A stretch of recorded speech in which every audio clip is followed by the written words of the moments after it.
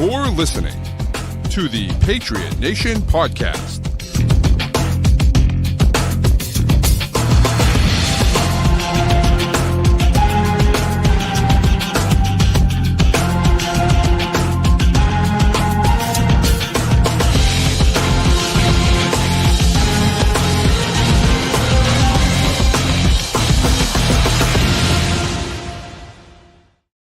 All right, welcome into another edition of the Patriot Nation podcast.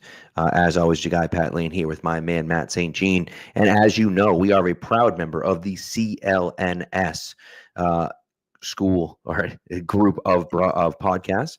Make sure you download and subscribe all of those. So Greg Bedard and Taylor Kyles and Mike Cadlick and Andrew Callahan and all the great guys that are on here. And don't forget about the Celtics coverage because CLNS started with the Celtics. And here we are after game 5, feeling pretty good, feeling pretty good about where the Celtics are sitting right now. And I'll tell you what, even if you out there don't believe the Celtics can win this series, at the very least, they came out and fought their asses off tonight and won a big game without Jason Tatum and played a fantastic game, all around a great team game. If you told me 55 hours ago what was going to transpire over these couple days, I would not have believed you. I mean, it is unbelievable. You know, they looked amazing in game 4. You blow a lead, you lose the game, then you lose Tatum.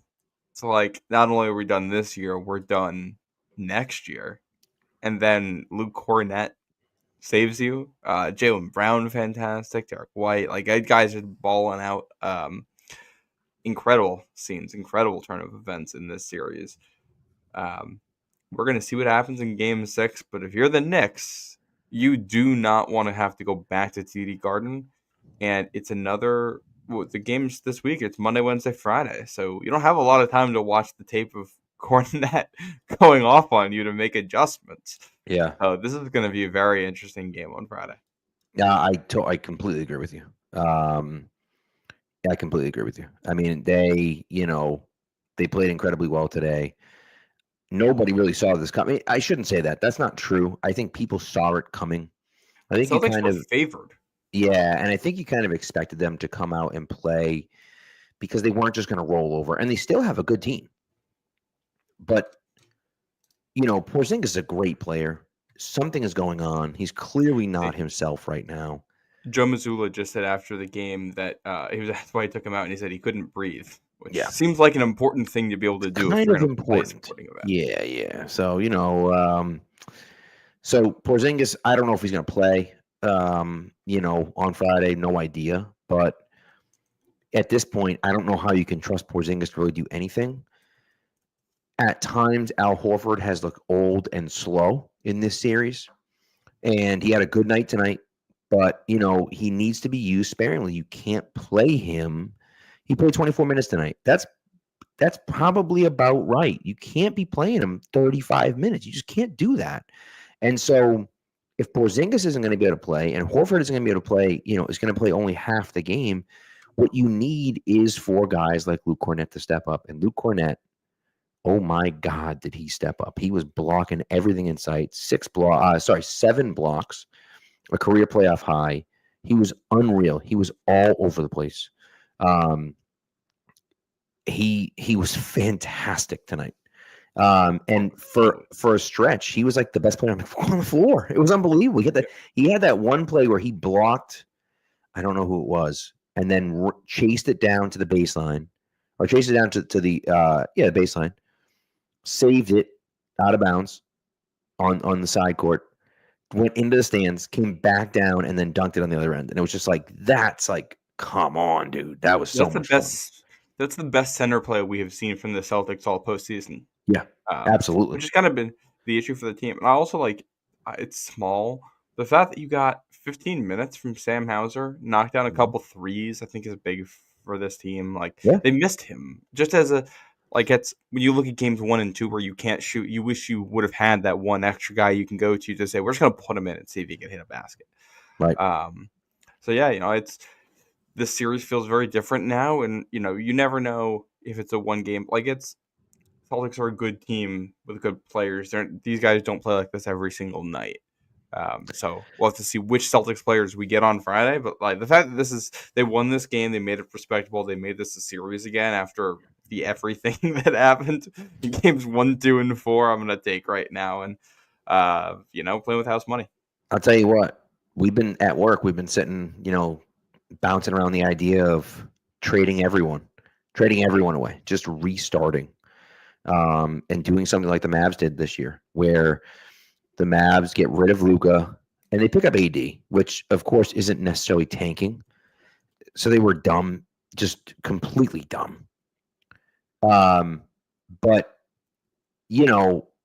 AD gets hurt as he always does, and they end up with the number 1 pick and they get Cooper Flag, and it's just like, what the hell, dude? And so maybe you luck into it, right? Maybe you luck into it. This team, as constituted right now, is good enough to get like the 5, 6, maybe. Then you're not in the play-in game. If you make the playoffs, you don't get into the lottery. You don't have a chance. The Mavericks were in the play-in game and lost in the play-in game, and so they ended up with the number 1 pick. And I'm not saying it's going to happen to the Celtics, but it could. And so, if I'm the Celtics, I'm thinking, this is great. I hope they beat the Knicks. I can't imagine they beat the Pacers, but I hope they beat the Knicks. If they can somehow get to the finals without Tatum, maybe we're having a different conversation at the end of the year. But if I'm looking at this team and I'm saying we're probably going to shed money anyways, why don't we just break it down to the studs, get rid of Jaylen Brown, get rid of Porzingis, get rid of Drew Holiday, get rid of those guys, and then you start over. You mentioned the Mavs. The idea I was kicking around at work is, we saw last year what Jaylen Brown did to Luka Doncic in the finals. And we know how much Nico hated Luka. The real, if you want to get real stupid with it, the idea you toss around is, can we convince Nico that Jaylen Brown is the answer after what he did last year and that he's worth the number 1? I'll tell you what, if they win this series and he plays great against Indiana, even if they lose, I think you might be able to. And I've been kicking around that idea too. You say you send JB, Holiday, your first-round pick this year, a protected first-round pick next year, and maybe a protected first-round pick the year after that. I don't even care what else you're sending with JB in this. Right. If that's, and I will say, I do feel like the whole trading JB thing is highly contingent on Tatum's recovery. So, like, of course, yeah. Because if I thought I saw something earlier today about like Tatum's father thinking he can come back in early 2026, and like we've the fastest Achilles tear guy coming back, I think it was 8 months. Where a guy like really came back. That was actually in the 90s. So like, if Tatum gets real lucky with it, especially with modern medicine and the fact they were able to operate so fast, like if he were to come back in February of next year or the All-Star break next year, or like that is all right. If that is actually on the table here, if that's something that could realistically happen, then you're still playing for next year. As long as you get into the playoffs, Tatum will be back, and you're trying to play for something. That's a real playoff run there that you're trying to gear up for. So, but we're 2 wins away from the Eastern Conference Finals right now. Yeah, you never know. You never know. Also, this is how you know TD is a troll, dude. You trade JT before even thinking about JB. That's wild to me. Wild. There's a reason why Jason Tatum is, a first-team All-NBA. He's one of the best players in the league. Like, that's just, we don't need to go into it. Well, and the thing with Tatum is that he does everything. Like, the only weakness to his game whatsoever is that his three-point shooting can be a little bit streaky. But he's not even bad at it. It's just streaky. He can get very hot and cold with it. He can defend 1 through 5. He can rebound. He can play make. He can dribble drive. He can defend like as a help defender, a weak side defender. He's great in that role. He's super switchable. And he knocks down threes, and he has mid-range moves. Like, right. It's not. I don't know if Jason Tatum has one superstar trait, but in a playoff series, what matters more than anything else is not having weaknesses. for a guy like that, and he doesn't have a single one. There's nothing you can say, all right, if we can make him do this, we can limit him. Yeah. And that's what makes him, he does every single thing at a, what do you call it? Like, I keep wanting to say Pro Bowl, all-star level. Every single aspect of his game is like at an all-star level. That's incredible. Yeah. Yeah, I agree. So, all right. Okay. Let's get into some football. That's what we're really here for. Let's get into football. The Patriots, of course, just like the rest of the NFL, finally released their schedule tonight. Matt, you did a great job, I thought, of kind of breaking everything down and going through each one of them before it happened, and combing through all of the leaks to get the exact schedule. And so, hats off to you, kudos to you, nice work. Thank you. Have you ever played like Sudoku? Yeah, I play Sudoku every day. You know how when you play it, you like kind of pencil in what could be in each box? Yeah, I had a Google sheet going, and that is literally what I was doing. Process of elimination. I'll have to share a screenshot with you later. Trying to process of elimination, figure out when they were playing all these games. I love the commitment. Well, I like it. It's fun. I will say, before we get into the schedule, there are certain people poo-pooing, the idea of a scheduled release. And I get it. We're literally announcing when games are going to be played. It's not the sexiest thing in the world, but I just think it's fun. It's an event. There's hype around it. It gets me going. I just enjoy that. But I think in a way that's kind of unlike a lot of other sports, football is very procedural. You listen to Bill Belichick talk. We've listened to him talk for years about how September is an extension of the preseason, and you want to be playing your best football by Thanksgiving. It's not in football. You are learning as the season goes along. Things are actively changing and developing as the season goes along. What wins you a game in September might not do it in November, might not do it in the playoffs, because the league adjusts to things that quickly. Mm-hmm. So the order in which you play your opponents can be massive. And we might not know right now exactly where that's going to matter, but things like when you play a rookie quarterback, when you play teams that tend to start strong or fade late, teams that might have injury issues. If there's a team that's injured every year, but you're getting them week 1, that's a different animal. Correct. Yeah. And then the last part on that, we know how what the media says about you will oftentimes have a real impact on the decisions you make as an organization. It's true. So if the way your schedule is, if your last 6 games are all really hard, or your first 6 games are all really hard, well, maybe that means that, you're going to end the season by losing 6 in a row, or you're going to start the season by losing 6 in a row. That's going to determine, who's starting a quarterback for you, what moves you're making going into the offseason, how well, it's determined that you learned during the season and grew and changed things. Because sometimes I think we can over-index on the way things change throughout the season. And one team to look at is going to be the Giants here. They have a crazy hard start to their schedule. Yeah. And it's okay, so that sets them up for a scenario where they lose their 7 of their first 8 games and then win 4 of their last 9. And it doesn't mean that they got better. It means it's the teams they played. But then you can tell right now, this 9 months we might be talking about, the Giants finished strong. They're going in the right direction. Yeah, I agree. And it's one of those funny things. And I also think, too, there's so few games that it matters so much more, right? And I also think, too, that the back and forth with Miami, right? Miami playing in New England playing in Miami, that matters, right? When Miami's playing here, when we're playing down there, that matters to how people play, And I also think, too, as a fan as a guy who takes a road trip every year to see the Patriots, that matters, right? When we're going to go makes a difference. I want to go. I'm going to New Orleans this year, which we'll talk about when we get to that game. I'm going to New Orleans this year. And I was just couldn't wait. I said, okay, well, it can't be after Thanksgiving because I have basketball. And, I got to figure out what weekend it is and we'll see if it works and so on and so forth. And I got this. I'm like, all right, I'm playing this thing in my head. When do they get there?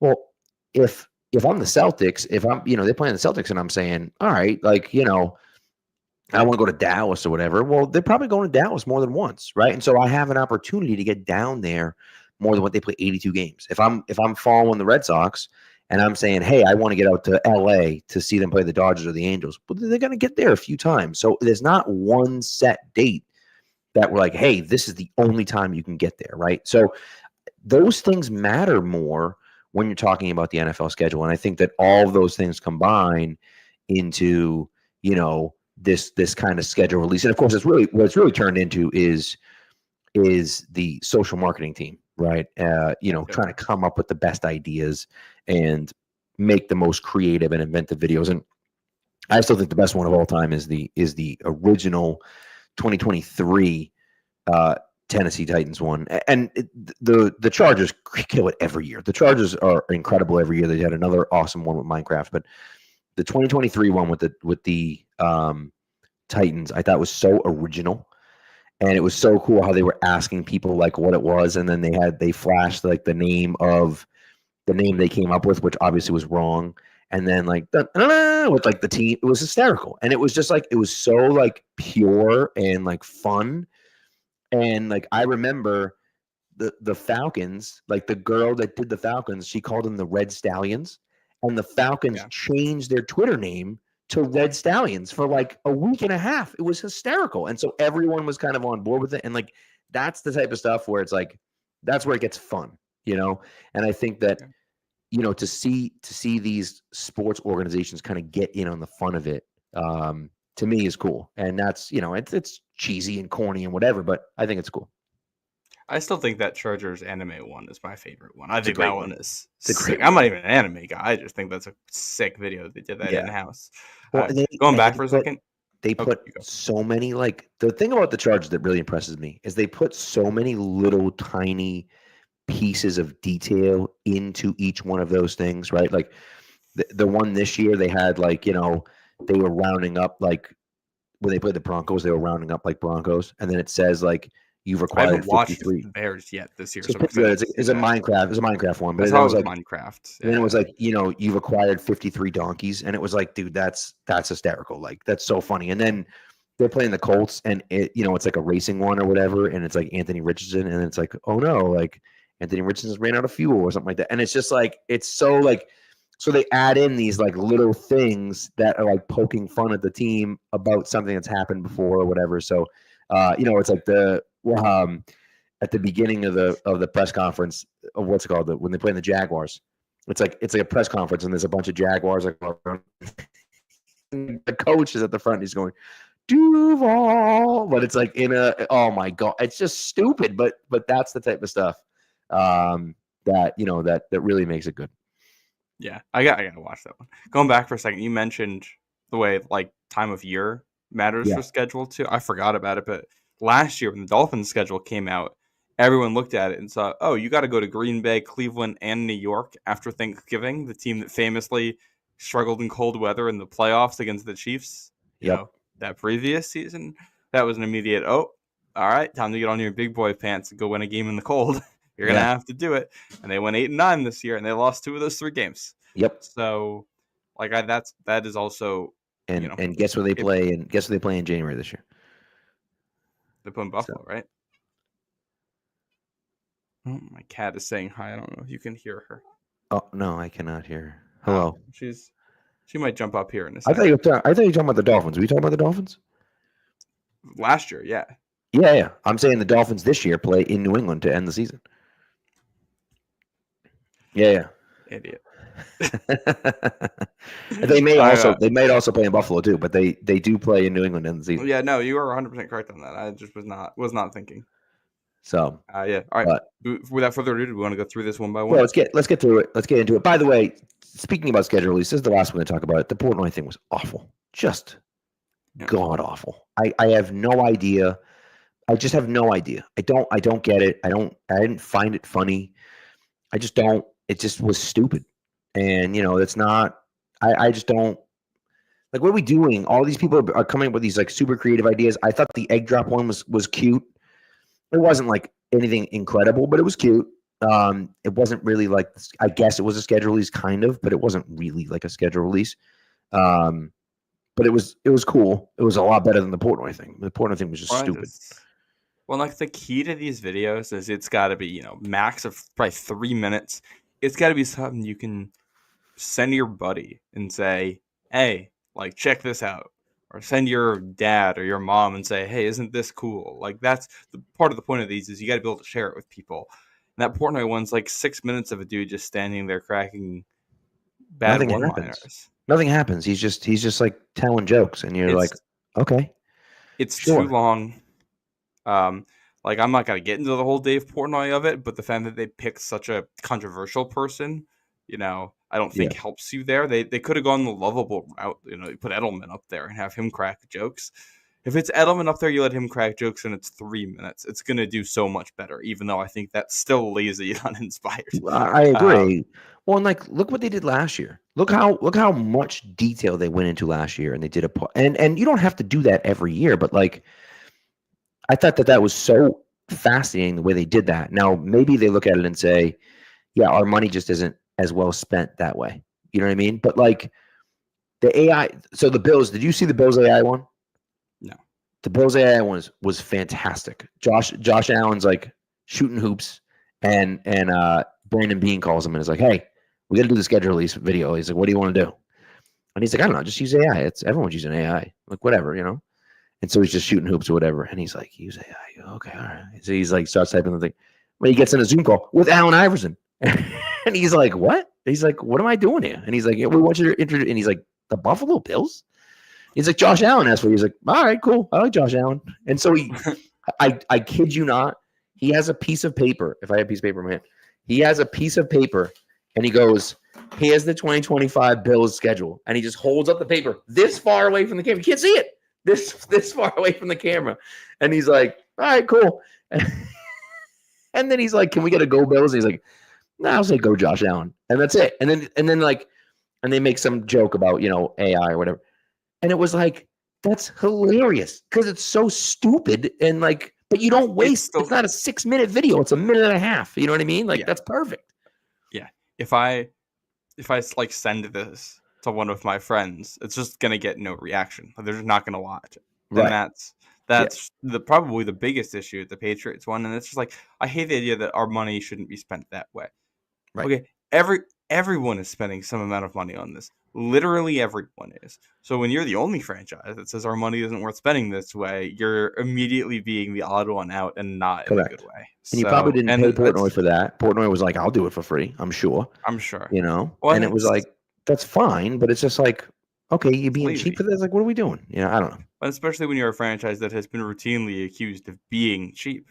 Right. We have argued at points unfairly, but I don't really see anything other like this has just been cheap on it. There's no other call spade a spade. Yeah, I agree. So, whatever. It's frustrating because that there's a ton of people that work super hard in that building, and they put a ton of work into last year's one, and it came out awesome. And then this year, it just feels like they couldn't come up with any ideas. And some guy was like, "Hey, what if we just have like Dave Portnoy get up and talk?" And it's like, what? Okay, sure, let's do it. It's just like, I don't know.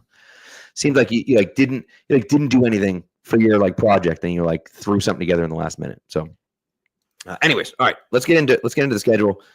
Week 1 at home against the Raiders, 1:00. By the way, you'll notice a trend here. The Patriots have 0, count them, 0 home 4:30 games, 4:00 games. They have 1 road 4:25 game, and then they have 3 primetime games. So it's not that I hate the 1:00 games. I don't hate the 1:00 games. I don't enjoy the 1:00 games as much. The perfect time for a football game to be played, in my opinion, is 4:25. It's the perfect time for a football game to be played because halfway through or sometimes at halftime, it's dark out, but it's not dark out at the beginning. But you're also not getting home at 1:00 in the morning. Like you're getting to the stadium around 11:30 or noon. Like it's the perfect time to play a football game. And instead, all of our home games are freaking 1:00. And then we do have one, I think, Monday night game. Yes. Yeah. And then a Thursday night game as well. So, but anyways, that's neither here nor there, but it's just like, it was so frustrating. I'm like, come on, like whatever. So, all right. Anyways, Nikhil, thanks for coming through. Appreciate it. Staple of our late nights, of his late nights, I should say. Week 1 against the Raiders, 1 o'clock. Win or loss? What do you think, Matt? Well, I feel like we should, before we give a win or loss, we should talk a little bit about the game. No. No. I think this is very interesting. 20 years before this was the opener in 05 against the Raiders, where you got, Vrabel and Brady playing for the Patriots in that one. Brady over 300 yards in that game. Vrabel had a sack. And now Vrabel's going to be coaching for the Pats 20 years later when they're playing in the opener. And Brady is a partial owner of the Raiders. So the way that things changed there, this is a bad Raiders team. Like, they are not, like, there are aspects of this Raiders team I think concern me from the Patriots, specifically Max Crosby. Right. And they got some decent weapons on offense, but like you should be able to compete with this team in the trenches, I think, overall. And if you can compete with the team in the trenches, you got the better quarterback, I think you should win. I agree. And Ashton Jeanty, of course, the first-round pick. I think it takes a few weeks for a running back to kind of get up to speed in the NFL. So I don't, this is a perfect example of, like, if we're playing them mid-season, I might feel a little bit differently about what we're going to see from Ashton Jeanty. I don't think he has 150 yards on the ground week 1.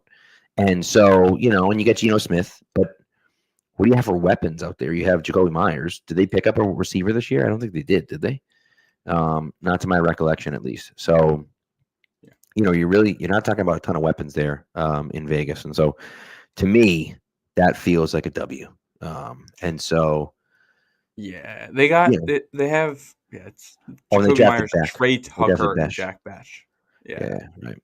I like Bash a lot, but, like, again, rookie wide receiver. You're talking about him being, Trey Tucker is your number 2. Like, that's not ideal. Well, they don't have not a great offensive line. It's a bad line, honestly. Yeah. I will say this is the second year in a row you're going to have Geno Smith coming into town for your opener.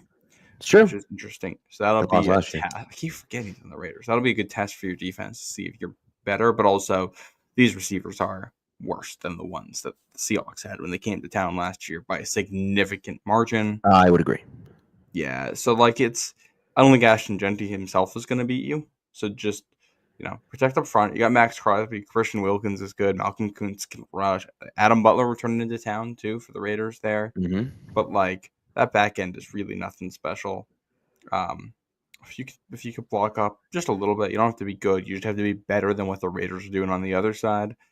And, like, obviously, when the Seahawks and Patriots played last year, that game goes to overtime, and Drake May doesn't even play in that game. Yeah. So I think making out duel Geno Smith, once you look at who's on these lines, if you lose, though, it's going to be because Wilkins and Crosby are in May's lap all day. I agree. All right, week 2. We talked about this a little bit already, but in Miami, week 2, 1 o'clock, Sunday, September 14th. Patriots have just always struggled in Miami. It's a house of horrors for New England for years now. I think Miami is certainly on the down trend, and I agree with that. However, they do still have a lot of weapons on offense. They do still have Tua. And I think while I don't think they can hold up throughout the year, I do think that they're good enough to at least start the season pretty well. And so this is a situation where they're going to play later on in the year, and my feelings about the game are very different, also because it's being played in January in New England. But in this week 2 matchup, I see I could easily, and I actually think it's going to happen, see the Patriots going down and losing that game. Yeah, I'm right there with you.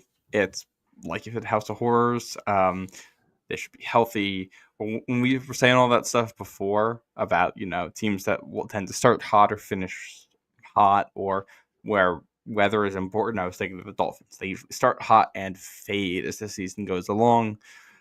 I think they're probably going to win this one. It'll be close, but yeah, I think they end up taking this in what'll be a hot environment down there, a nice steamy one, and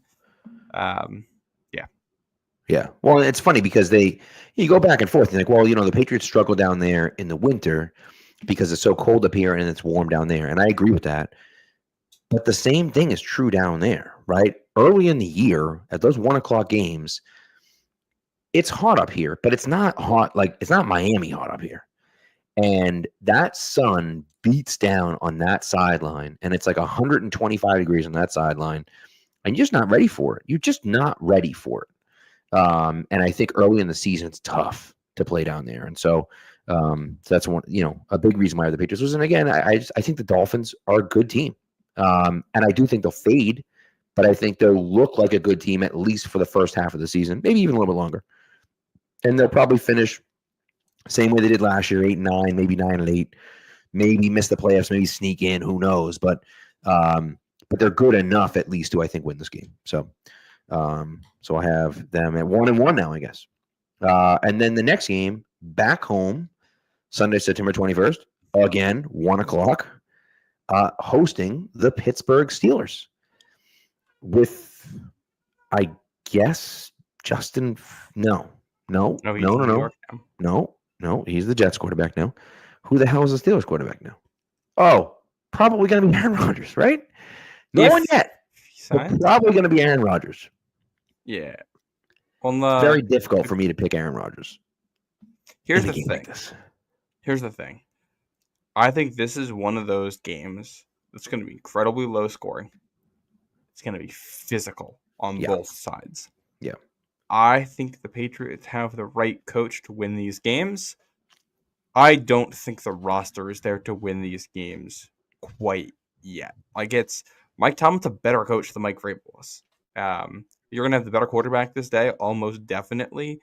But I think you probably lose on the line of scrimmage, no matter who has the ball. And I think that's going to be tough. This feels like one of those games you lose 16-13, and you're looking back at, a couple sacks you shouldn't have taken, or a run that got stuffed, or, a fumble or a pick that gets thrown somewhere. And I will say, Josh McDaniels does scheme well against the Steelers. Yep. But we also saw some of those, 2018, 2017, I think it was 2018 when they went to Pittsburgh with no Gronk, they couldn't score. They scored 10 points, and 7 of them came on the first play from scrimmage to Chris Hogan. Right. So this is going to be a tough team to score against, I think. They got TJ Watt, they got Cam Hayward, adding Derek Harmon to that line now. They got some fast linebackers. I don't like this matchup for New England. I think they can win it, but if there was a different coach, I would pick the Patriots. But because it's Mike Tomlin, I'm picking the Steelers. Yeah, and it's it's interesting because you almost feel like that's not the case, right? But you look at their offensive line. I think they have a solid offensive line. I like Broderick Jones. I loved Fautanu coming out, and I'm happy. He's at right guard. He's at right tackle. I loved Mason McCormick coming out last year. He's at right guard. And then they have, Zach Frazier, and I think it's going to be – I'm not sure who their left guard is. To be very honest with you, I'm not sure who their left guard is going to be. And they did pick up TK Metcalf this year. So, they at least have a number one wide receiver. And then you look defensively, and you're talking about TJ Watt and Patrick Queen and Peyton Wilson and Alex Highsmith, and they picked up Darius Slay, who, we'll see how Darius Slay plays. But, Minka Fitzpatrick and Joey Porter Jr., and you start looking around, and you're like, they have a solid roster. Their roster is better than people think. And I'm not saying that we can't beat the Steelers, right? And people are saying we can beat the Steelers. And I agree. We can beat the Steelers.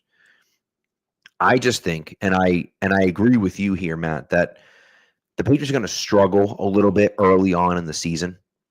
And I can see them struggling in this game, right? I don't know if they're going to be quite ready to win this game yet. And maybe they will. But I see this probably as a loss. I think the Steelers have a 10-7 roster, but with no quarterback. So we'll see. Yeah. We'll see how it pans out. One other note on this: a game like this is probably going to end up being close. Have to have a rookie kicker right now. In a close game, I'm not really going to lean New England's way because I'm not confident that they're going to have a kicker who can make these kicks. And all right, if this game is coming down to crunch time, all right, is it going to be TJ Watt against a rookie left tackle out there? Right. Is it going to come down to our rookie kicker's leg? If it's DK Metcalf against Christian Gonzalez, I think I feel good about that, especially with the quarterback situation over there. If it's their offensive line against our run defense trying to seal a game, I don't know how I feel about that. I don't love that. Yeah. I don't Yeah. hate it either, but I think this No, is but like you're a 60-40 coin flip type game. yeah, I agree. I agree. So we got them at 1-2 right now. Yeah. A little bit. By the way, I I saw thought what you had Mike them. Hadlick. I thought you had them winning. I had them losing. I saw. I have them. I saw what Mike Hadlick and Taylor Kyles did earlier on, right after the schedule was released. We will not be as rosy as they were. So just buckle up because that ain't coming from us. We're going to be realistic. I think that we're going to have them maybe as a little bit better record than maybe I had anticipated earlier.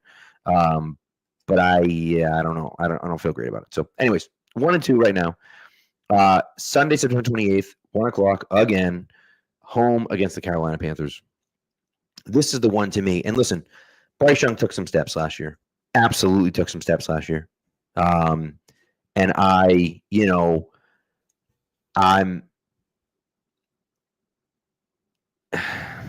hesitantly saying that I expect him to be better and continue to get better. But I never liked Ted McMillan. I just didn't see it with Ted McMillan. And so maybe he proves me wrong, right? But I don't know. I don't love him. Leggett was up and down last year as a rookie. I worry about that team and their ability to score points. And their defense is fun and young for the most part, but I just think they're not very good, and they're probably going to be drafting in the top 10 again next year. And so I have the Patriots winning this game. I wouldn't say easily, but I feel like this is one of the easier games in their schedule. I have the Pats winning this one. You're at home. I think like this Panthers defensive line and their pass rush is not something that really scares me at this point. Derek Brown's a good player. They have Nick Scorton, who I like. And they got some decent defensive tackles. I think they'll probably be able to hold up against the run at points. This to me looks like a team that they're going to be able to throw on. There's 7. Am I counting this correctly? Oh wait, no, there's more than that. There's no corners on this roster though. It's J.C. Horn and a bunch of guys you've never heard of, and I mean never heard of. Right.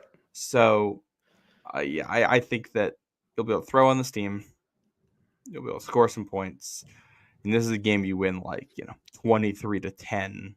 I think Bryce Young is better, but I also none of these Panthers receivers scare me right now. I like T-Mac, but I think Christian Gonzalez is also the type of corner you want against T-Mac. So so I'm that's a matchup you like. So I'm not super worried about them. I think you win this one. Agreed. All right. Sunday, October 5th, the first primetime game in Buffalo on Sunday Night Football. No. No one's talking me into this. Nobody. I don't care what the freaking chat says. I don't care what anyone says. No one's talking me into a Sunday Night Football game in Buffalo. No shot. 2-3. No, do we have to even discuss it? 2-3. The only thing I'm going to say, I think it's nice that you go up there and it's not going to be cold. I agree. I agree with that. You might have a more interesting game because this might end up being higher scoring than you think. Both teams are able to move the ball. Maybe variable makes it interesting and you're tougher and physical and your identity shows up and it's, you lose this one 27-20 with the Bills kind of controlling for most of it and you get a backdoor cover on it. Yeah. That's not tough. The only other point I'd mention, we barely mentioned it before, but there's the rivalries series uniform thing that's coming out this year for the NFL. So all the AFC East teams and one other division, I forget which one, but we're all going to have an extra uniform, and you got to wear it for one of your home games against a division opponent. Primetime home game against a division opponent here for the Bills. So the Bills might end up wearing theirs against the Pats here. Yeah. Which would be two straight games between the Bills and the Pats where they're wearing an alternate, or 2 straight home games for them because they wore the Reds last year. That's interesting. I don't know. I'm curious to see what those look like. I'm also surprised. I thought since this year the Patriots could change their uniform that they would. And they still could, right? But I'm just surprised that they haven't announced anything yet. No, I mean we're past the point where they would have announced it because they're doing all the promo and pictures with the old right. uniforms. It's too late. So that's the end of that, Which right? and if they're keeping the old uniforms, just wearing the silver pants more, then that's fine. These are good uniforms. Yeah, I'm I okay like with that. them. You start Yeah. winning with them, people are going to come around. So I agree. Did anyone change their uniforms this year? no, I think no changes. did Houston change something? Or maybe they just Nope. added something. I don't know. There's going to be like more alternates and things like that this year. Yeah. So I guess maybe people But aren't no, changing them as much because they have those stupid whatever. the rivalries. Yeah. Yeah. So Week 6. week 6 in New Orleans, at 4:25. 420. Yeah. Yes, at 4:25. I will be there. I'll be in the house. I haven't bought my tickets to the game yet, but I did. By the way, the schedule's out, right? If you're taking a road trip, like, what are you waiting for? Don't wait.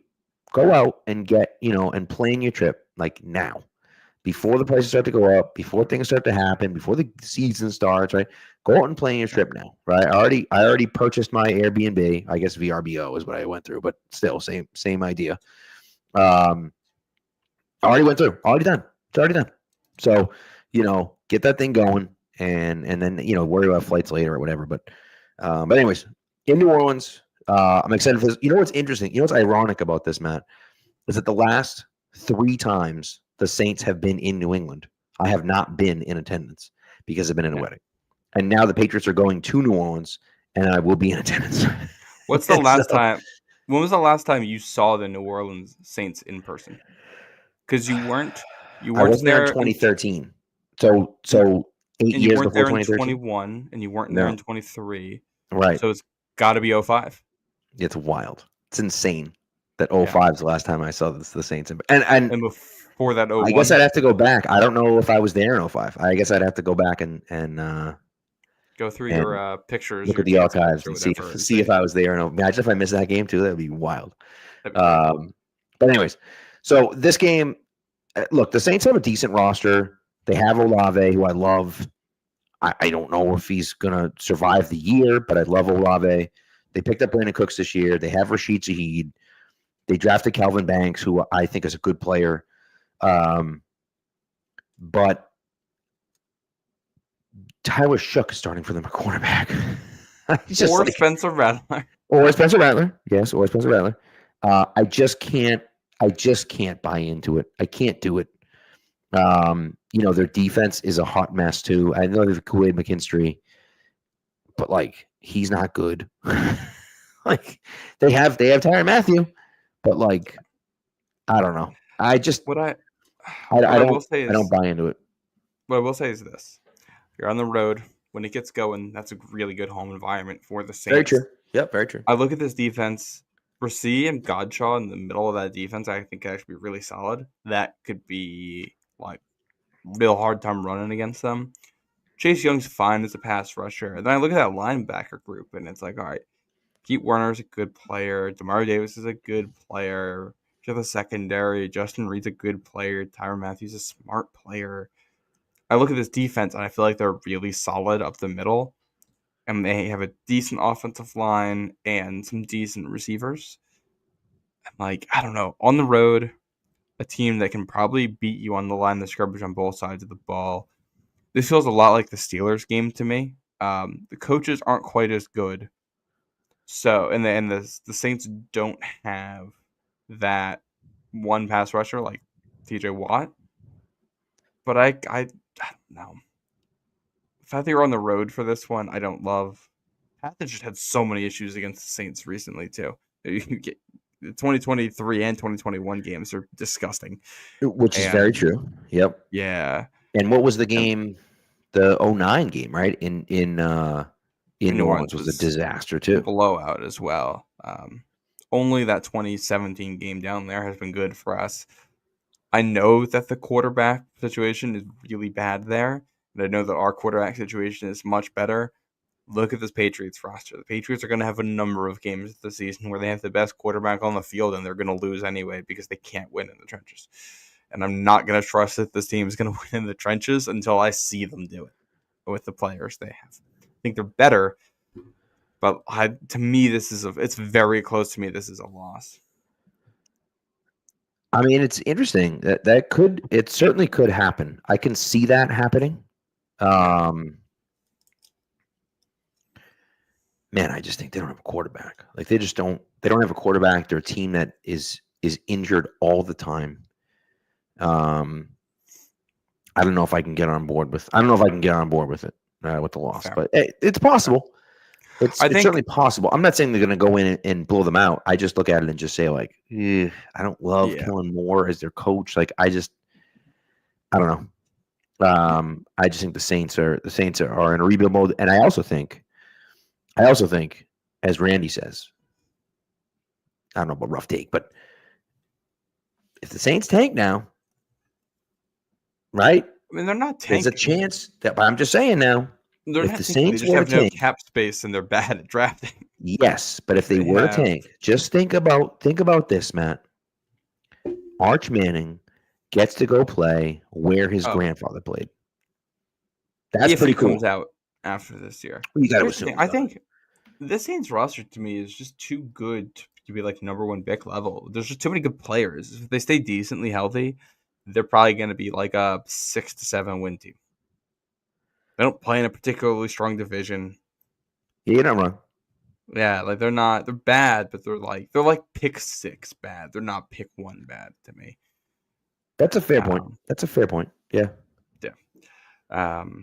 The fact All this is right. a 425 game is interesting to me, by the way. Yes. Well, I and don't I understand think the why. Saints play a lot of 425 games though, just because that's just where they are. Just time zone and things like that. Not Are that they they're like a super late time zone, but they are a later time zone.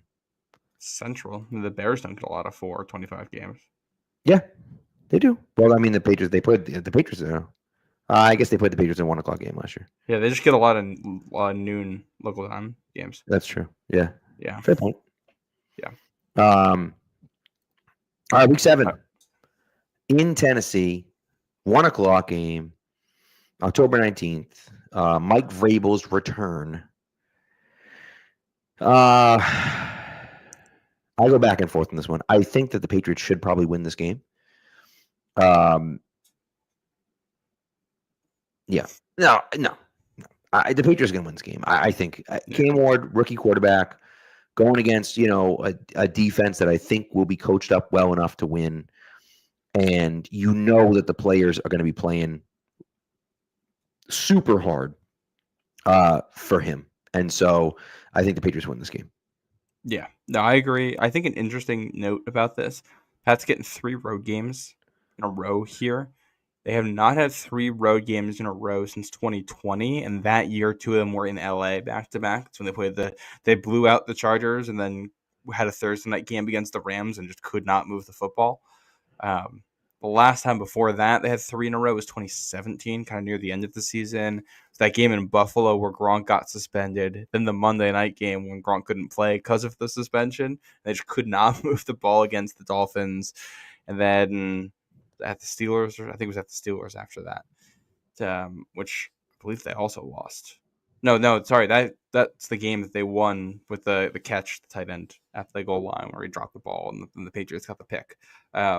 Okay. So anyway, I look at this stretch here. New Orleans and Tennessee are not that far apart geographically. I see a world where the Patriots decide that they are going to go up to Tennessee after this and they're going to practice in Tennessee for a week. And Yes. I think it'll be great for the chemistry of the team. You can build into this. But, Vrabel's going to know this roster well, and he's going to have the guys motivated for this one. Like, I don't even care about some of the X's and O's for this one. I just think the Patriots are going to want this one more, and they're going to pull out a W. I think that'll be cool. Yeah, I agree with you. I think it'd be cool to stay down there, and then just kind of just why not stay down there? I think that's great. I think that's a really cool little bonding trip for them. Yeah. So, no, I'm a fan of it. So again, I think they win this game, and so for me right now, I have them at 4-3. And I've got 3 and 4. And you get 3 and 4, right? Yeah, so close. Yeah. All right, next game at home against the Browns, week 8, 1 o'clock game again.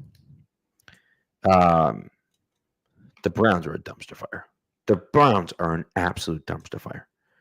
I just can't. I can't pick the Browns to beat the Patriots. I can't do it. I can't do it. Sorry, I can't do it. The Browns are a joke of a franchise. I've got the Browns here. Their defense is good. Do. They got a lot of good players. Like, I look at Myles Garrett against Will Campbell, and I think that is a horrendous mismatch for the Patriots. That I and agree I think May might be running a lot, trying to get away from him. I'm also worried. Like, Vrabel spent time with the Browns last year, and that might work out for us, but that also might not. Browns might be a little bit motivated there, and I don't think this is a good Browns team, but like, it's Joe Flacco under center for them. He's fine. He's not good, but he's fine. You can win games with him. So like, the game you can win, yes. I really do not like how this defense matches up against what the Patriots are going to be doing on offense. I think the Patriots are going to have a hard time scoring. I mean, I think there's a lot of games on the schedule here where I look and I think it's going to be very low scoring games on both sides, and it's going to be ugly. It's just going to come down to who's able to win it at the end. Yeah, and I see that, right? But outside of Myles Garrett, and I like Mason Graham, right? Their first round pick from this year, but like Emily Collins is fine. JOK is not playing. No, right? he's done. I love Carson Schlesinger, but like he's a rookie, right? And maybe he'll be great. Who knows, right? But like Denzel Ward, Grant Delpit, like it's a good players. secondary. It Ward's is. a good player. Newsom's a good player. Emerson's a good player. Don't sleep on those safeties either. Yeah. When this defense is healthy and the guys play connected, it's a top, borderline top 5 unit in the league. They had was it 2023? They had the best defense and got into the playoffs. We're not that far removed from that. No, it's a fair point. It's a fair point. Yeah, I don't know. I don't see it. I understand what you're saying. I think if the Browns defense can play well enough to muck it up, that they can then beat the Patriots, right? I just don't know if I buy that. That they can do enough. I just don't think the Browns offensively can do enough. And so that's, I just hate that particular pass rusher matchup. Like I think the Patriots, especially McDaniels, has been good for a while at neutralizing top pass rushers, but you also got to have the guys to do it. And like, I think they're probably going to be able to put Myles Garrett on the left side of the Patriots offensive line, and he'll do what he wants to do, and he might have be right. Sacks. You might be right, but to me, I think you chip that guy, you help out on that guy. Like I think if you really were that last year, but they also had Vidarian Lowe. Like it's not like you're hoping to get an upgrade at left tackle, and you're hoping that your right tackle is good enough that you feel like okay, you can't just go on either side, right? Mm-hmm. And so to me, I think it's good enough for them to win. Now, am I 100% confident about that? No, but I if I'm picking today, I'm picking the Patriots to win that game. Yeah, I do think most of these games I think are going to be close. Like I feel really good about the Vegas win. I feel like the Buffalo loss is definite. Yeah. All these other games to me are coin flips, and I think over the course of the season here, once we go through this for the games that I think are coin flips, I think I have them 50-50.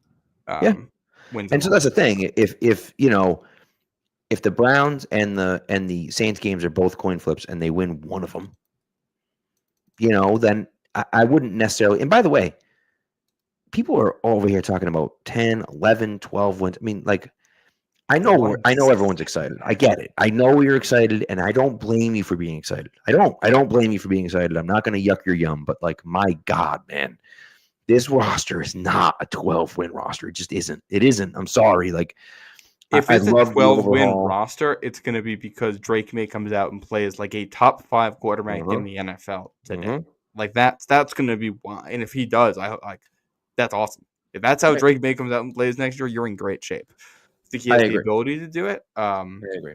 I'm just going to be hitting the brakes on it a little bit until we start to see what this line is going to look like and how much time he's going to have to do anything. Yeah, and I will say, right? And Paper Wave says, like, we're underselling the talent on offense. I think that you're not wrong about that. But as I've said before, there is a non-zero chance that the receiving core is a dumpster fire again this year. You got the same guys as last year. You brought in Stephon Diggs, excuse me, who's old and coming off an ACL. You brought in Kyle Williams, a third-round rookie. And you brought in, Mac Hollins. I think you're going to be better. But, like, how much better are we talking about? So that's the thing for me. There's a real chance that, like, your wide receiving core is going from 31st to 26th. Your pass blocking unit is going from 32nd to 27th. You're making those improvements, which you'll see. You're going to play closer games. You're going to win more of them. But you're also, you're still going to be playing some close games against bad teams because the Patriots are, like, not really that good in the trenches right now. On both sides of the ball, like, I feel better about defensive tackle, but we still don't know what Barmore is going to be. We still don't know what Milton Williams looks like when you're asking him to play 75, 80% of the snaps on defense. We don't know what the edge rush is really going to look like for this team. So, like, there's still – it's going to be high variance, but – right. And yeah. And this is – I just want to – this is – I agree wholeheartedly. Wholeheartedly do I agree with this take. You guys are being a bit delusional. However, he's talking to us. I'm talking to them. So, listen. I love you, 9 wins isn't the floor. Like, come on now. Like, that's the line for this team right now is 7.5 wins, which I think is fair. It's also, like, right now, we don't know what these other teams are going to look like. There's probably going to be some players on these teams to play significantly better and significantly worse than what we're expecting them to be right now. And, like, that could turn some of these games, into very different. Like, if Tyler Shuck comes out and plays well for New Orleans, that might not even be a winnable game if New Orleans is. Well, he has some good tape. Yeah. Well, and that's the thing for me is that there's a ton of question marks with the Patriots right now. Because we're Patriots fans, right? We want to think only the best outcome will happen, right? Stephon Diggs looks great in his training, which he does. He looks great in his rehab. He'll be ready for week 1 and he's good to go. Like, we don't know that. He could be, but we don't know that. Kyle Williams, is a young Stephon Diggs, which a lot of people have said, right? And he kind of has molded his game off of Stephon Diggs. I get it. But, like, he's a third-round rookie. There's a reason he was drafted in the third round. If he was as good as people thought he was going to be, probably would have gone in the first round, right? Like, and so, there's a lot of those questions. And again, I listen, if everything goes right for the Patriots and all of the best things happen and they get the good side of everything, yeah, absolutely. They're going to be awesome, right? And by the way, Nikhil points out that Nico Collins went in the third. I will just point out that Nico Collins was useless, and I mean useless, for the first 2 or 3 years of his career because he was hurt and on and off about different things. So he's a great player now. Was not that player's rookie year. So, Well, just pump the brakes. That's all. Well, look, we just took guys roughly valued how Kyle Williams was last year, and those guys, like Jalen Bulk, was widely considered a better prospect last year than Kyle Williams is this year, and we know how that went. Right. So, like, I'm hoping that all of these guys pan out the way they do, but I'm also going to be consistent in my evaluations of the team. Like, I'm not as high on Will Campbell as other people are. I love Trevion Henderson. I think he's awesome. He's going to be running back too. I don't think he's going to make a significant difference here in wins and losses. Right. I like Kyle Williams. I'm not even sure he's going to be a starter on this team. Like, I think that the floor is very low for him and the ceiling is very high. And I'm not going to assume he's a great player until we see a little more. Like, I think we should probably redo this after the 3 preseason games, after the 53-man roster set, once we've gotten a little better idea of who these players are, because this is just what these rosters looked like last year, plus our priors on these players, and those are going to change in a hurry. Those go that's out the window thing on August 1st. And not just that, like, forget about August 1st. Like, let's do it after, like, week 4, because, those teams come out even week 1, right? And you mentioned Tyler Shook, right? Like, maybe he comes out and balls out in week 1, and everyone's like, oh, my God, where the hell did this guy come from? Same for Cam Ward. 100%, right? Yeah. But then by week 4, the NFL has kind of got some tape on them, and it's like, they're not quite as good as we thought they were going to be. You know what I mean? So Or the other way around could happen, where they both come out and stink, and then they figure something out. So we just don't know how things are going to play out, and not everything plays out the way that we want it to, unfortunately. Yeah. I will also okay. say here to Nikhil one last thing, and we'll get back to it. He says that there are a lot of teams that are beatable on the schedule. Oh, I 100% agree. I think most of the teams on this schedule the Patriots can't beat. Problem is the Patriots lost a lot of games to beatable teams last year. Like that Jaguars game was a game the Patriots should have won by multiple scores, and they lost by multiple scores based on just looking at how we thought those rosters were last year going into that game. Well, and again, I just want to reiterate, the Patriots won 4 games last year. They were 4-13. They had the best roster. They had the worst roster in football. The worst roster in football. Now, Mike Vrabel and Elliott Wolf and Alonzo Highsmith and all those guys over there have done a great job of revamping the roster, right? And I think that's great. You've brought in a ton of guys. But I don't know how any of those guys are going to play. I like the fact they brought in Epps. He's coming off a serious injury. I like the fact they brought in Diggs. He's coming off a serious injury. I like the fact they brought in Robert Spillane. But you've gutted your entire linebacking core is gutted, and you're putting in brand new guys that have never played here before, except for Jelani Tavai, which I'm not holding my breath about Jelani Tavai. Sorry. So that's one of those things where you look at it and just say hey, that's the way it goes. I know the Commanders are 4-13 in 2023. I get that. I understand that. But not every team can have a quick turnaround like that. It was a perfect storm for them. Jaden Daniels played at an MVP level for half of the year. And so and it was a perfect storm. And by the way, don't even think about comparing Stephon Diggs to Terry McLaurin. Don't even think about it. Don't even start with that. Because Terry McLaurin is an incredible player, and Stephon Diggs is a good player. I like Stephon Diggs. He's not Terry McLaurin. Not. He isn't. Well, at this point in his career. Correct. He's and it's I like a lot of the moves the Patriots made, but I think a lot of them are long-term focused culture ones, and right. They changed over the linebacking core. I like a lot of these players.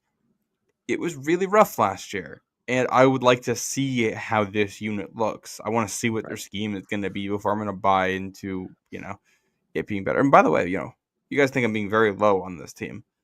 I still end up, I'll spoil the ending here, still end up with the Patriots winning 7 games, a 3-win improvement from last year, and right at their projected win total for this season. Yeah. This is the thing, is that it's not, I think if we go into this year with they're going to compete and they're going to, push the Bills for the AFC East or whatever, I don't know. I look at it and I'm just all right, slow down, everyone. Slow down. Yeah. And again, if the best case scenario happens for a ton of different things, that's awesome. But that's not the case. I don't know. Well, Nikhil, Nikhil's saying that 7 games is terrible, by the way. That is the projected win total. It's 7 or 8 games is what bettors are projecting the Patriots will do. And maybe they do outperform that. And I hope they do outperform that. But right. 7 games is a 3-win improvement from last year. From where this team is, that is good. And again, 7 games isn't low for this team. Vegas has the over-under at 7.5. That is average for this team. That's low for this team would be right there. 5. Yeah. So, it is what it is. Anyways, all right, let's continue. Listen, I have them at 5-3, by the way. You have them 3-5. I have them at 5-3 right now. We're going to week 9. It is home against the Falcons, Sunday, November 2nd, 1:00 again. Yeah. And I'm sorry. I'm sorry. The Falcons are a good team. They're a good team. I like what I saw from Michael Penix last year. I think that they're a team that's on the rise, and I think they win. I think that the Falcons win this game. The Patriots lose to the Falcons at home. I have the Patriots winning this game. Of course you do. Yep. And it's mostly because I don't think the Falcons can rush the passer at all, and I think that, their secondary is fine. Jesse Bates is a very good player. Adrian Terrell is a very good player. They have some really good pieces in that secondary, but I think he'll actually have some real time to sit back there and dice up this defense. And you give Drake May time, these weapons are good enough to shine, especially the tight ends that they have. I think you can run the ball on the Falcons. I think you can score on this team. I just don't I like Penix. I was not as high on everyone was on him last year. I think May is significantly better than him and will outplay him in this game. I think you look at these receivers. All right, you want someone on Drake London, you want a Christian Gonzalez type. Yeah. Or even, oh my God, Carlton Davis, who can just be physical and get up in his grill. Ray McLeod and Darnell Mooney and Kyle Pitts are not scaring me outside of that. Like, you can contain them. Michael Penix will throw picks. I don't love this Falcons offensive line. I don't think this is a bad Falcons team. But, I don't know. Patriots at home. I like this matchup a lot for New England. I think they end up winning it. All right. So you got them at 5-4. I have them. I'm sorry, 4-5. I have them at 5-4. Next game, week 10 in Tampa Bay. And I think Tampa is by far the best team in the NFC South. I think actually they're probably going to be competing. I wouldn't say for the number one spot, but I would say that they can push some of these teams. I think they're a good team. I like Baker quite a bit. And so I think that the Buccaneers win this game. The Patriots drop back to 500 at 5-5. Yeah, I have the Buccaneers here. I just think there's too much difference between these teams, and it's not unwinnable. If injuries strike for the Bucs, but they have a really solid receiving core, a lot of deep talent there. Baker Mayfield's a good player. I just think they're the better team. It's not unwinnable for the Pats, but this feels like it's just one that on the road it's probably going to be in some heat. Yeah.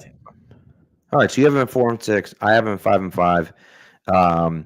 After 10 games, we're gonna get through the rest of this. Just as a reminder, to download and subscribe to all the CLNS media networks, whether that's Taylor Kyles and Mike Cadlick or Greg Bedard or any of the fantastic people that cover the Celtics as well. So as we talked about at the beginning of the show. So next up, Patriots come back home, week 11, at home against the Jets on Thursday night, Amazon Prime.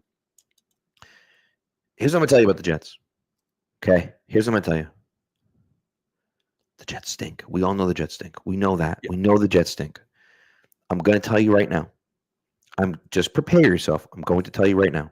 They're going to split with the Jets next year. They're not sweeping the Jets. The Patriots are not a good enough team to sweep anyone. They're going to split with the Jets. And so I think they win this game and they lose in New York, but they're going to lose one of these games. That's exactly how I have it. I do think it's weird that the Patriots have to travel to Tampa and then come back home and play on a short week. I don't love that. But it's a short week for the Jets too. I don't think Justin Fields is that good. I liked a lot of the moves the Jets made this offseason overall, but like this roster, they're building for the future. This is a roster for 2026, 2027. There's good players on it. Like you see how they could win games here if the offensive line pans out. Both the tackles are good. Garrett Wilson's a real player. Lazard and Josh Reynolds, I think, complement him well, although you really want more talent there. Right. Mason Taylor, I like. He, to me, was more of a year two guy. Yeah. And, there's pass rushers here, but it's not, I don't know. I think, again, probably a low-scoring game, but especially now as you're getting deeper into the season and your team's starting to come together and you're figuring things out, I like the Pats in this one. Yeah, so there you go. All right, so you have them at 5-6. I have them at 6-5 in Cincinnati the next weekend, Sunday, November 23rd, 1:00 game again in Cincinnati.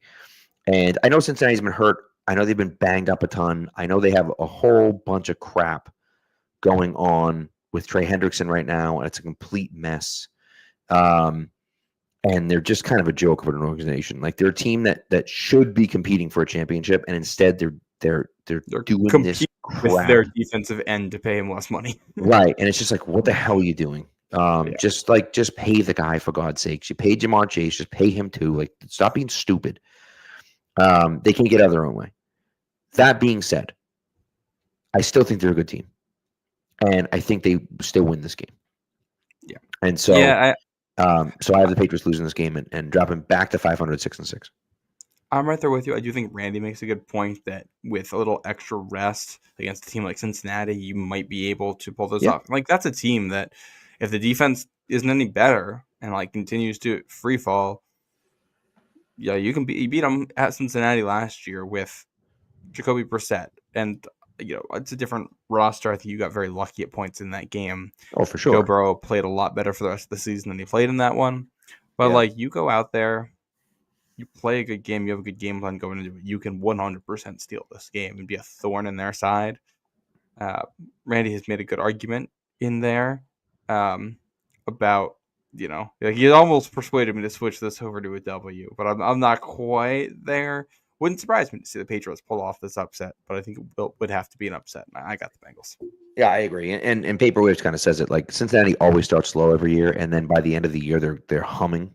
And this is like right around that time, the Sunday before Thanksgiving, when like things are really ramping up.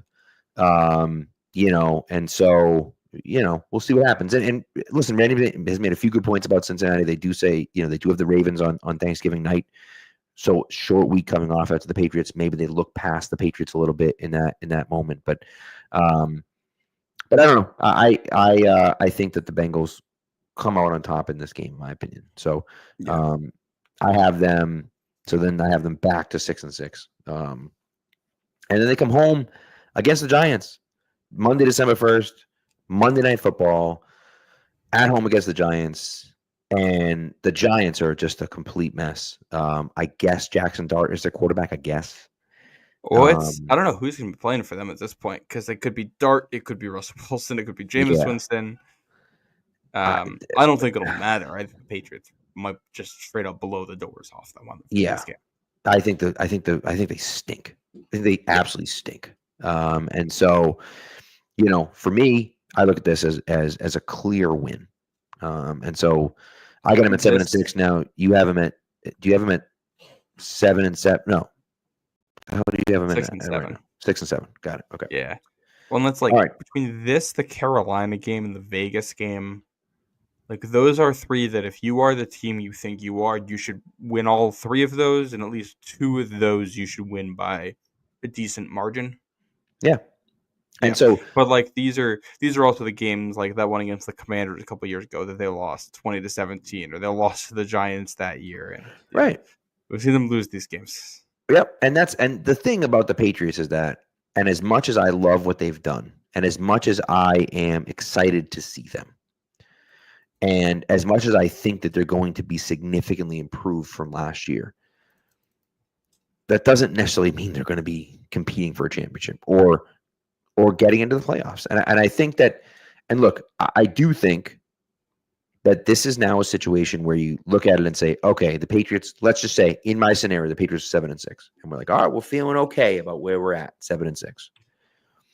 This last 4 game stretch is huge, right? Because you get the bye in week 14 and you finish the last game. You finish out the season.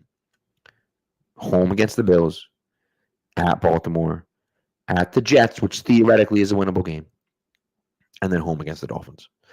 And I think you'll be okay against the Dolphins, but I'm very concerned about those 3 other games. And if you're 8-9, I don't know if you can get that. So anyway, let's talk about that Bills game, 1:00. I'm sorry. Again, I just like the Bills. You're talking about the Bills trying to compete for a championship, and I don't know if they can get the number 1 seed. But I think that the Bills, the Ravens, and the Chiefs, again, will be fighting for that number 1 seed in the AFC. This is a game where the Bills will not be looking at. They will not be looking past us. They want to come in here and smoke us.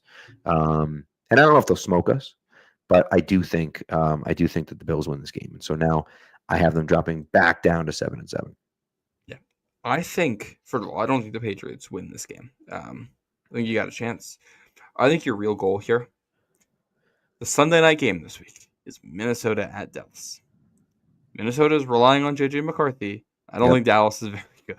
Dallas stinks. That is a game that could get flexed. They won't flex them out because it's Dallas.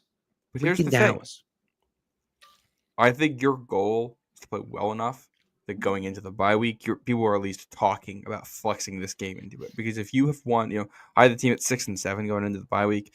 Not hard for that to be 8-5 instead. Yeah. If you're able to win 2 close games in there, 2 extra close games, and if you're 8-5, all right, that's probably an 8-5 team against a 10-3 team with real AFC East implications, real playoff implications in the AFC, and people were talking about getting this flexed. That's where you want to be. I don't think you win this. It does remind me though of like Mac Jones in his rookie year. You had the late bye, which again I hate. This is the 3rd time in 5 seasons they've had a it week drives me 14 crazy, bye. the super late bye. They've had a bye week 10 or later in I think 8 of the last 9 seasons. Why? And maybe they like it that way, but I don't know. Maybe they I don't like it. Players have talked about they don't like it either. You kind of get in that rhythm, and then all of a sudden you have a bye. Yeah, but they played the Bills at home. They went to Buffalo. They win the game. You have the bye week. You come back. I think it was week 16, so another week later. But they play the Bills at home, and they lose that like 33-21 at one where it was just like you didn't play that bad, but it was clear that you were a tier worse than the Bills. And I feel like that's probably how this goes. But if this team, if the offensive line is a little bit better than I'm expecting it to be, if you're able to get a little bit of a pass rush, and May takes that leap that we're all hoping he takes, this is winnable. And this is the kind of game that I think is going to be huge for them. It's really fascinating, and because as we go through and we predict these games, we're predicting them on May 14th here, right? Like there's a lot of things that could happen between now and then. It's a great point, right? They could be, instead of the 6-7 you predicted, instead of the 7-6 that I predicted, they could be 8-5. They could even be 9-4. I don't see that happening, but they could be. And so if that's the case, we look at it and we say, okay, like now they have a real shot to make the playoffs, right? And so I think that that's a situation where you look at it and say, like, okay, wow, we feel like really good about where the Patriots are heading, right? But it's not a situation. I think that I'm not. Everyone here, right, is, and I don't blame you in the comments, right? Right. Everyone here is looking at the glass half full, right? And we're not necessarily saying the glass is half empty, but we're saying it's not half full either, And so Paper Waves, we are on the Bills game after the bye, and so I have the Patriots losing that game. I have them at 7-7. Matt has them at 6-8. Also, Dan, happy birthday today. Happy birthday. He's got him at 10-7, and so we appreciate you coming through, Dan. Thank you very much. By the way, I took the under for the wins this year. So just so we all know. By the way, I'm going to predict them higher than that, but I took the under for the wins. Hedging, yeah, that's a smart play. So because if I had taken the over, they would have never made it, and I would have been pissed. So, but nevertheless, so okay, next one at the Ravens. This is week 16 at the Ravens, 1:00. Come on. That's the hardest game on their schedule. That's a loss. Maybe they win it if someone's hurt. Like with this if you're winning this one, everything has hit for you. If you're winning this one, you might be in contention for winning the AFC East. Right. Correct. Yes, absolutely. I agree with you on that. So okay, hold on. Nikhil says you guys are acting like we're still starting Vidarian Lowe and Kendrick Bourne. Kendrick Bourne might be starting this year, and if Will Campbell has to play guard instead of tackle, we will be starting Vidarian Lowe this year. Which I don't think is going to be the case, but Matt does. I don't think it's going to be the case. I think he plays at tackle, but like Bourne's probably your wide receiver 4. Vidarian Lowe might see playing time this year. Like he's your tackle 3 right now. Right. These guys are not that. They're in the rear view mirror, but they are not that far in the rear view mirror. I agree. All right. So I have them at 7-8. You have them at 6-9, I guess. 6-9. Yeah. And again, I already said, sadly, we talked about the Jets already. I have them splitting with the Jets. So I have them winning the first matchup. I have them losing this matchup. It puts them at 7-9. And so, that's just I understand. I get it. It's the freaking Jets. Like we should beat the Jets, but I don't feel good enough about this team to say they're going to sweep anyone. Now, I don't feel bad enough about this team to say they're going to get swept by anyone other than the Bills, obviously. But but I just don't see them sweeping. By the way, Randy's still holding this thing about you said about Tyler Shough saving the Saints. You literally made an offhanded comment about we have no idea what's going to happen. Maybe Tyler Shough comes out and is incredible. Like you made an offhanded comment about it. You're not saying he's going to. You're just saying he could be. You have no idea. Like outside of the quarterback position, the Saints have a better roster than the Patriots do from everything we know right now. Right. So like Shough doesn't have to outplay May to win that game either. Like I expect May to be the better quarterback on the field for the majority of the games that they're going to play this season. I think the problem is you're just not going to have the weapons or the protection necessary to turn that into wins and losses yet. You're trying to get better there, and then 2026 is the year where it starts to really come together. Yeah. Because Drake May is a guy who can be top 10 quarterback, top 5 quarterback. Like, he's got that potential. And I think he's going to be better this year. Production-wise, he was like QB 25 or something last year, something in that world. He's a top 20 quarterback this season, top 15 by production. I am stoked about that given the circumstances around him. Yeah. By the way, I want to add one other thing because it bothers me when people say this. Somebody mentioned that I have hated Campbell ever since the day I found out he had short arms. I scouted Will Campbell like this point last year without having read anything on him, watched him play and said, you can see that he has short arms. And then I looked up and it was like, oh, a lot of NFL people think he's going to be a guard at the next level, including like Brandon Thorne, who's considered like the gold standard for this type of stuff. And he met my arm threshold. He measured 33. It's not the arm measurement. It's the fact that his arms aren't as long as you like, and the other stuff that shows up on tape. Right. I don't think Will Campbell's going to be a bad player, but I don't like him against like Myles Garrett, TJ Watt. Right. Look, Trey Hendrickson if he plays for the Bengals. I think we don't have to. I think one thing that we have to understand, right? And I get it. The schedule came out today. We're all excited, right? We're all excited. We want to sit here and talk about the Celtics just won tonight. The Patriots have a chance. Like, we're going to be great this year. It's going to be awesome, guys. Things are going to be different than it was last year. And I do think that things are going to be different than they were last year. Last year, you were horrendous. Last year, you had the number 1 pick until the Bills literally lost the game on purpose so you could win and get the number 4 pick instead of the number 1 pick. You had the number 1 pick last year. You won the last game because the Bills literally gave you the game. They tried to lose. That's why you won your 4th game. So you should have won 3 games last year. And your roster, by the way, like, that was legitimate. It's not like, oh, man, we were so much better than half of those teams. And I think we could have competed with those teams. We had a terrible team last year. A terrible team. And so if you predict them for 7 or 8 wins this year, you're talking about winning 3 or 4 more games than they did last year. That's significant. That's really significant. Let's not say that we think the Patriots suck because we don't have them winning 12 games this year.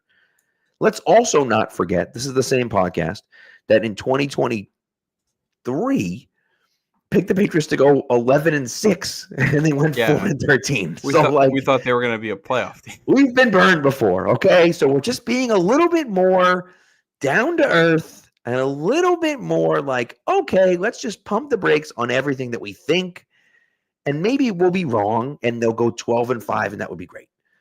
Yeah. Okay?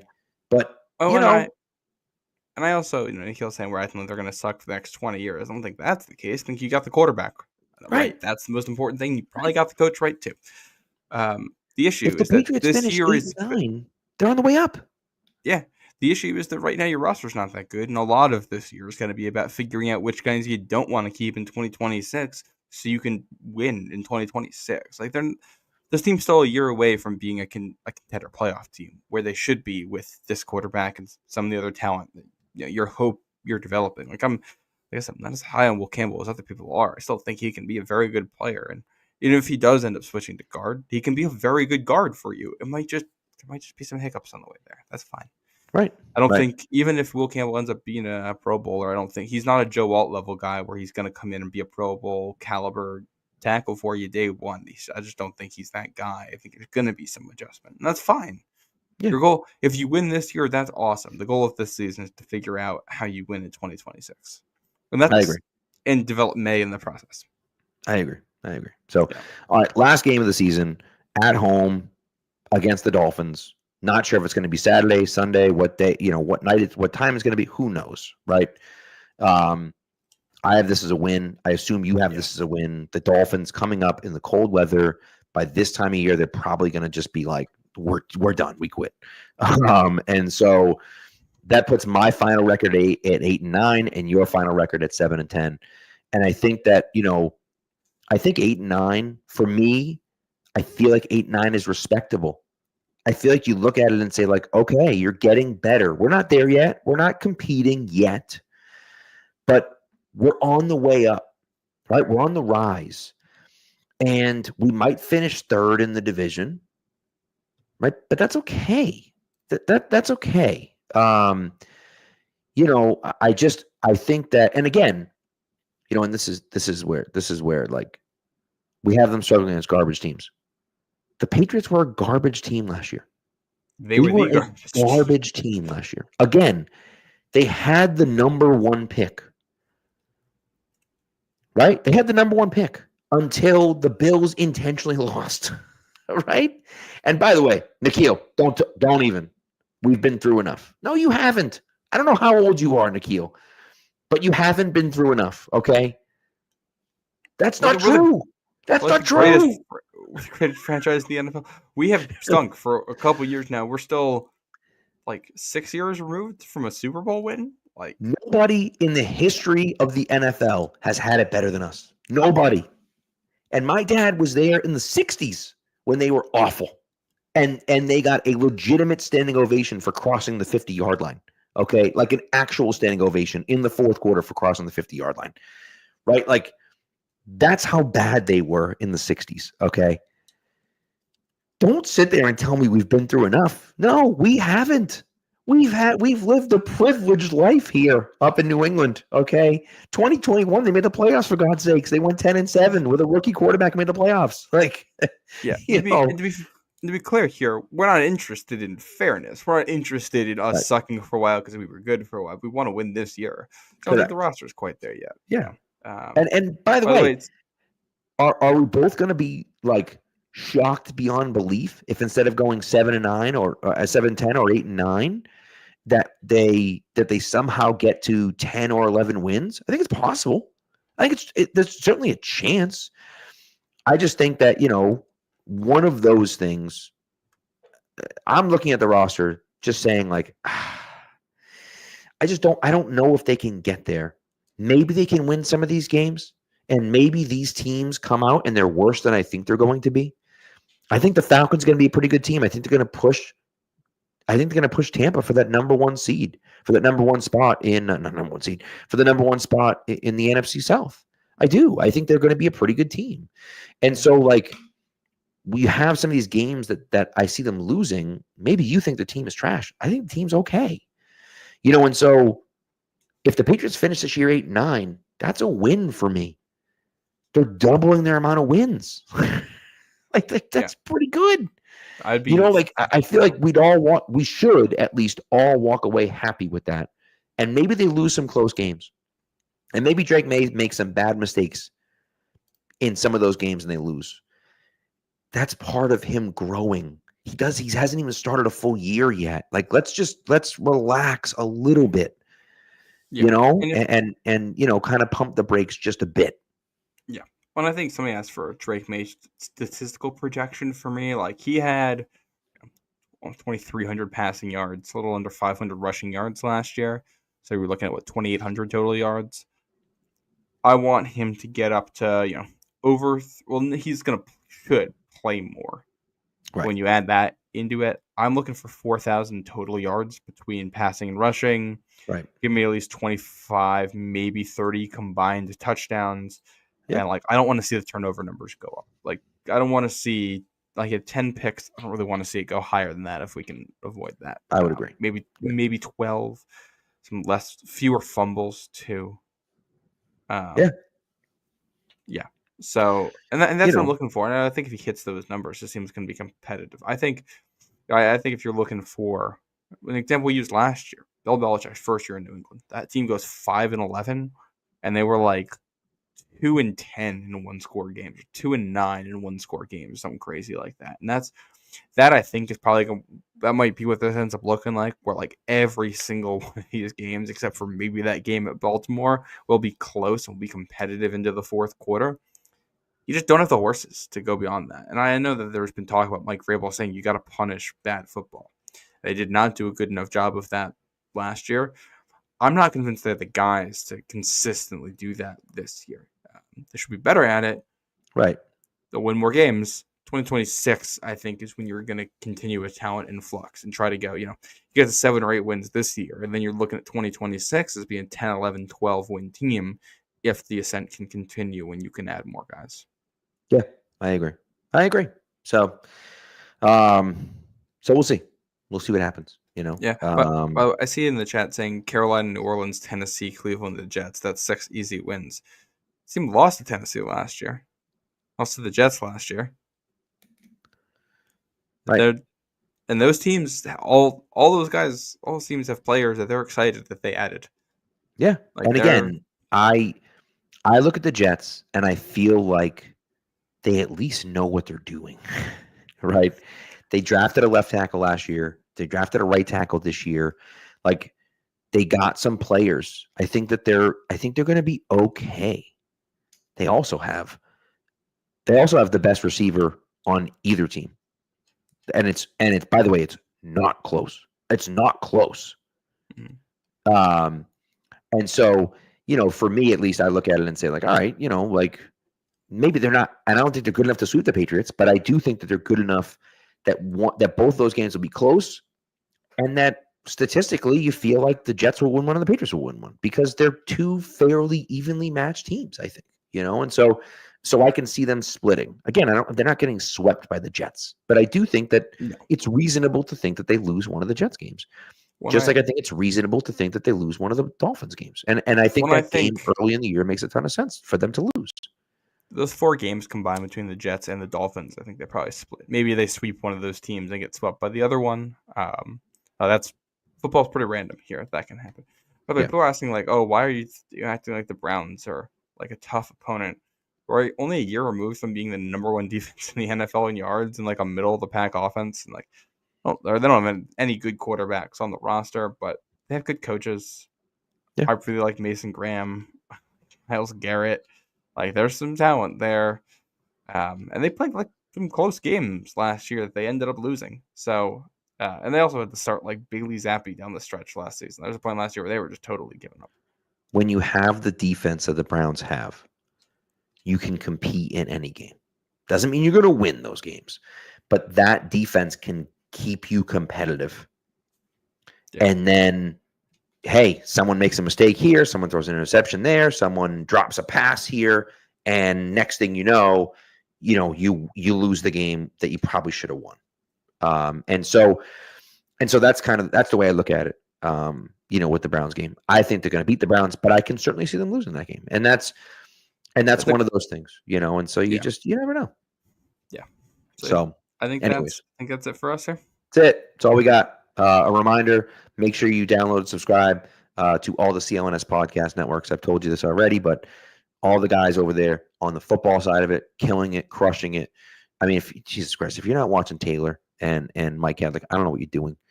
And if you want to feel better after this stream, go watch what Taylor had to say. Go watch them. They had 11, 12 wins. We're good to go. Yeah. And chat, by the way, we're never mad at you. We appreciate you coming on. Paperwave said, sorry, we roasted you. That's okay. I am, listen, we're here for it. We're here for it. We appreciate you being here. Your takes are always welcome. As long as they're respectful to everyone, we appreciate that.